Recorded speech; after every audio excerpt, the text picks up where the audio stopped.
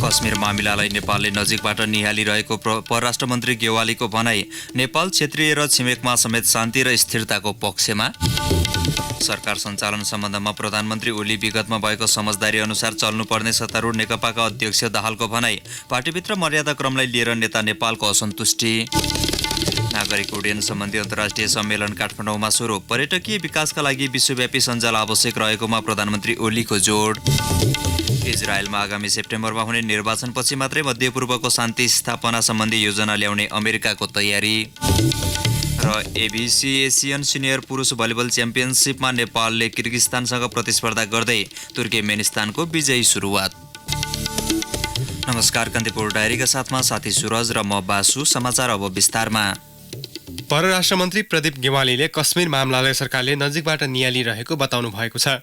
भारतीय विदेश मन्त्री एस जयशंकरको आसन्न नेपाल भ्रमणबारे जानकारी दिन परराष्ट्र मन्त्रालयमा आज आयोजित पत्रकार सम्मेलनमा मन्त्री गेवालीले क्षेत्रीय रूपमा तथा छिमेकमा समेत शान्ति र स्थायिताको लागि नेपाल उभिएको बताउनुभयो। उहाँले भन्नुभयो, सार्क संगठनका अध्यक्षका रूपमा पनि नेपालले राखेको धारणा एउटै छ। हामी क्षेत्रीय शान्तिको पक्षमा छौँ।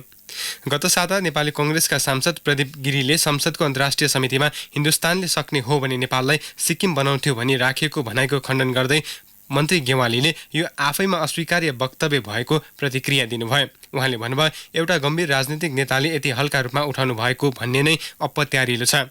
यस्ता भनाइले दुई देशबीच चिसोपन बढाउन सक्छ। यसरी नेपालको स्वतन्त्र अस्तित्व समाप्त हुनुहुन्छ भन्ने कुरा कल्पनाभन्दा बाहिर छ। नेपाल भारत मन्त्रीस्तरीय संयुक्त बैठकमा भाग लिन जयशंकर भदौ 4 गते एक दिनका लागि नेपाल आउँदै हुनुहुन्छ।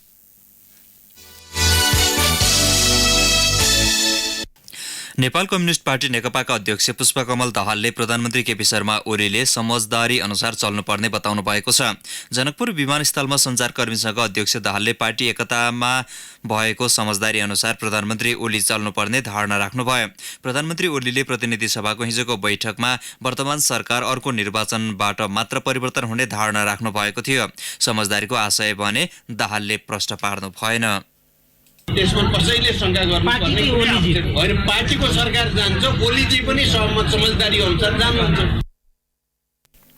पूर्व प्रधानमन्त्री समेत रहेका अध्यक्ष दाहालले समृद्ध नेपाल सुखी नेपालीको अभियानलाई सरकारले अगाडि बढाउने बताउनु भयो।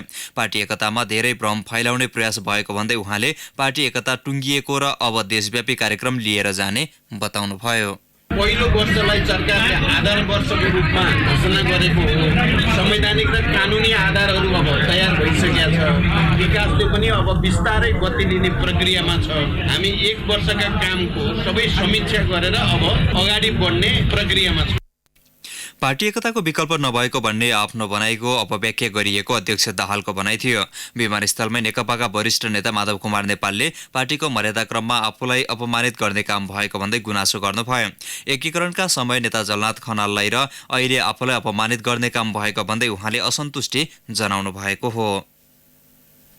पूर्व एमालेको विधानलाई पहिलो नेता उहाँले पाउनु पर्थ्यो। यतिखेर विभिन्न कारणले गर्दाखेरि त्यो भयो। म धेरै कारणको व्याख्या गर्न चाहन्न र त्यसपछि उहाँलाई पहिलो चरणमा अपमानित गरियो, दोस्रो चरणमा मलाई अपमानित गर्नमा कोसिस गरिएको छ। पार्टीको मर्यादा क्रम सच्याउनु पर्ने नेता नेपालको भनाइ थियो। नेकपाको सचिवालयमा वरिष्ठ भन्दा पनि कनिष्ठहरूले स्थान पाएको उहाँको आरोप थियो। अरू पनि गल्ती भएका छन्। अरू गल्तीहरू भनेका वरिष्ठ व्यक्तिहरू सचिवालयमा परेनन्, कनिष्ठ व्यक्ति परेका छन्।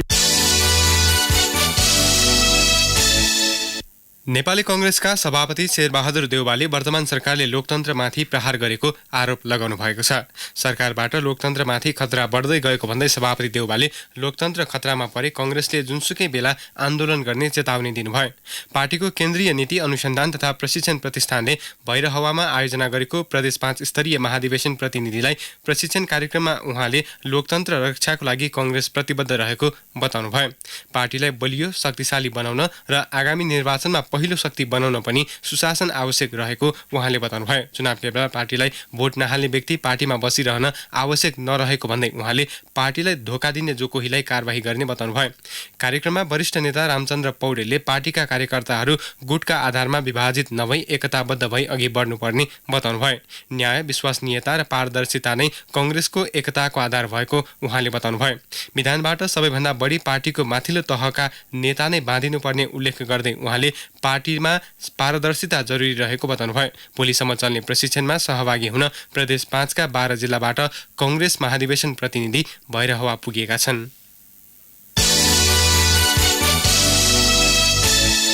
एसिया पेसिफिक क्षेत्रका हवाई नियामक निकायका महानिर्देशकहरूको 56औं सम्मेलन काठमाडौँमा आज सुरु भएको छ।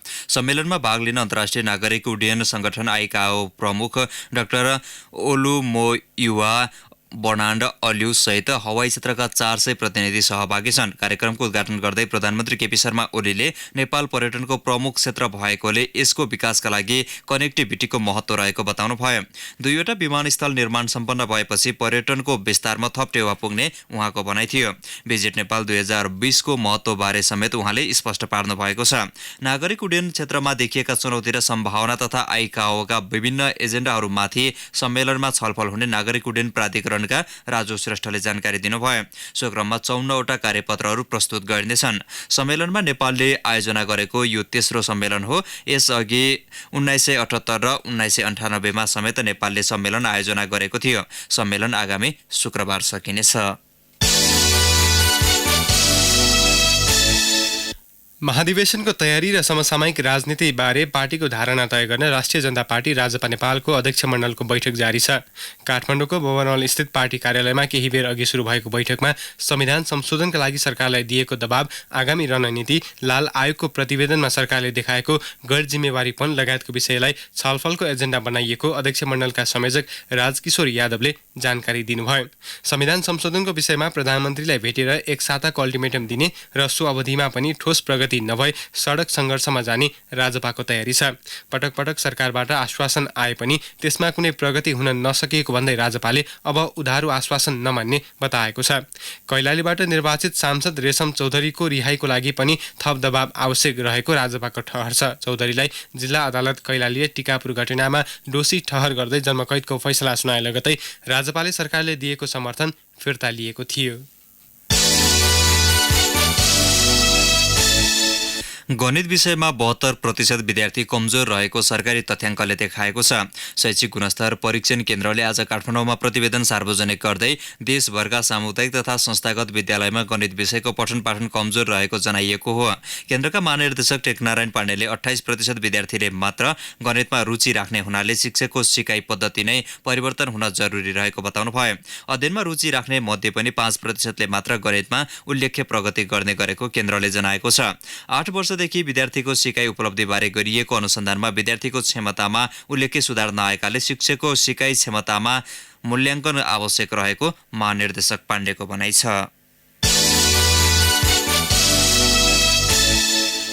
प्रस्तावित निजगढ अन्तर्राष्ट्रिय विमानस्थलको निर्माणको लागि 7 देशका 8 कम्पनीले प्रस्ताव गरेका छन्। झण्डै 3.5 खर्ब रुपैयाँको सो आयोजनाको लागि चीन, Bharat, Qatar, Finland, Switzerland, Malaysia र नेपालका कम्पनीले प्रस्ताव दर्ता गराएको लगानी बोर्डले जनाएको छ।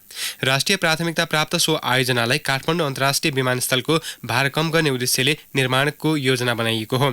3 चरणमा बनाइने विमानस्थलको लागि एक नेपाली कम्पनीले पब्लिक प्राइभेट साझेदारी मोडलमा निर्माणको प्रस्ताव गरेको छ। कतार सरकारले समेत नेपाल सरकार समक्ष सरकारी स्तरमा नै विमानस्थल निर्माणको लागि प्रस्ताव गरेको छ। कुनै पनि मोडालिटीमा विमानस्थल निर्माणको लागि बोर्ड खुल्ला रहेको लगानी बोर्डका प्रमुख कार्यकारी अधिकृत महाप्रसाद अधिकारीले बताउनुभयो। मलेसिया सरकारले समेत पूर्ण लगानी सहित विमानस्थल निर्माणको सन् 2016 देखि चासो देखाएको छ। भारतको सीमा नजिक पर्ने अन्तर्राष्ट्रिय विमानस्थल निर्माणमा भारत सरकारको समेत चासो रहेको छ। प्रधानमन्त्री केपी शर्मा ओली अध्यक्ष रहेको बोर्डको आगामी बैठकले ठेक्का प्रक्रिया सुरु गर्ने प्रमुख कार्यकारी अधिकारीले बताउनुभयो।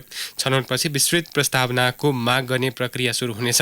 आर्थिक मोडालिटी र वातावरणीय प्रभावबारे भने मन्त्री परिषदले निर्णय गर्ने लगानी बोर्डले जनाएको छ। कान्तिपुर डायरीमा अब ब्रेकको पालो। अब बाँकी प्रसङ्ग। फोटोको माध्यमले विश्वभरका मानिसलाई एक सूत्रमा बाँध्न र जागरुकता फैलाउन फोटोको महत्त्व शब्दहरूभन्दा बढी छ। हजार शब्दले बयान गर्न नसक्ने कुरा एउटै तस्बिरले प्रष्ट पारिदिन्छ भन्ने विश्वविख्यात अवधारणा पछ्याउँदै नेपाली पत्रकारितामा पनि फोटोको प्रयोग बढ्दो छ। फोटोको माध्यमले संसारमा सकारात्मक सन्देश फैलाउने उद्देश्यले मनाउन थालिएको विश्व फोटोग्राफी दिवस नेपालमा पनि आज विभिन्न कार्यक्रम गरी मनाइँदैछ। सल्यानका अधिकांश सरकारी कार्यालयमा कर्मचारीहरू अनुपस्थित हुने गरेको पाइएको छ। जिल्ला प्रशासन कार्यालय सल्यानले जिल्लाका 11वटा सरकारी कार्यालयको छड्के निरीक्षणपछि यस्तो पाइएको हो। कार्यालयमा कर्मचारीको उपस्थिति, कार्यालयबाट प्रदान गरिने सेवा लगायतको विषयमा निरीक्षण गरेको हो। 104 दरबन्दी रहेको 11 कार्यालयमा 1 जना कार्यरत भए पनि अन्य 38 जना कर्मचारी अनुपस्थित रहेको जिल्ला प्रशासन कार्यालय सल्यानले जनाएको छ।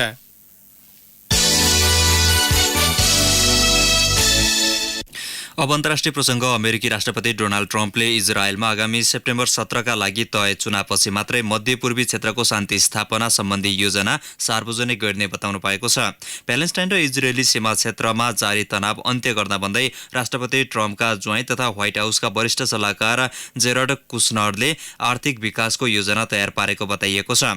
अनुमानित 50 अर्ब अमेरिकी डलरको सो आर्थिक विकासको परियोजनाले प्यालेस्टाइन, जोर्डन, इजिप्ट र लेबनान लगायत मुलुक रहेको सो क्षेत्रमा शान्ति स्थापनामा मद्दत पुर्याउने अपेक्षा लिएको छ।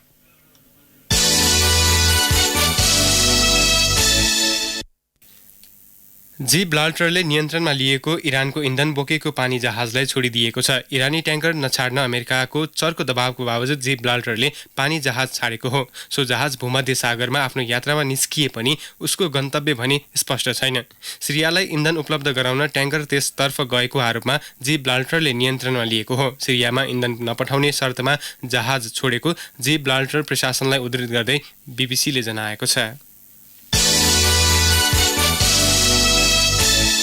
अब खेल प्रसङ्ग। एबिसी एसियन सिनियर पुरुष भलिबल च्याम्पियनसिपको 5औं संस्करणको नेपालले आज किर्गिस्तानसँग प्रतिस्पर्धा गर्दैछ। खेल ललितपुरको लगनखेल स्थित नेपाल आर्मीको कबर्ड हलमा अपराह्न 4 बजे सुरु हुनेछ। अफगानिस्तानसँगको मैत्रीपूर्ण खेलमा चोट बोकेका कप्तान इमबहादुर राणा र धनबहादुर भट्ट पूर्ण रूपमा फिट भइसकेका छन्। बलियो टोली किर्गिस्तानलाई हराउन सके नेपाल 1 खेल अगावै सेमिफाइनल पुग्नेछ। तर नेपालका लागि त्यो सहज भने पक्कै छैन। किर्गिस्तानसँग यसअघि भएका 4 भेटमा पराजित भएको तथ्याङ्कले पनि नेपाललाई केही कठिन हुने देखिएको छ। यद्यपि घरेलु मैदानमा आयोजना भएको प्रतियोगितामा नेपाल नतिजा उल्टाउन चाहन्छ। आजै भएको पहिलो खेलमा अफगानिस्तानलाई 3-1 को सेटमा पराजित गर्दै तुर्कमेनिस्तानले विजयी सुरुवात गरेको छ।